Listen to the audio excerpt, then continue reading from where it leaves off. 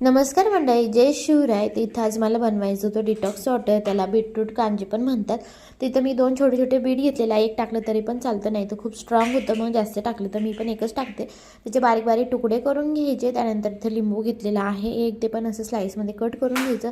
थोडंसं अद्रक घेतलेलं आहे. त्यानंतर काचेची बरणी घेतली, त्यामध्ये थोडंसं कोमट पाणी टाकलं, त्यामध्ये बीट टाकलं, त्यानंतर लिंबू टाकलं, अद्रक टाकलं, थोडंसं पुदिना टाकलं आणि त्यानंतर थोडंसं लाल तिखट टाकायचं, मीठ टाकायचं आणि आपली जी येलो कलरची मोहरी असते, डाळ असती, ती टाकली आणि चवीपुरतं मीठ टाकायचं. जर सेंधा नमक असेल तर एकदम बेस्ट. त्यानंतर 1 दिवस तुम्ही उन्हामध्ये पूर्ण दिवस ठेवायचं किंवा 2 दिवसही ठेवू शकता. मस्त डिटॉक्स वॉटर तयार होतं. याने आपली स्किन पण ग्लोईंग होते.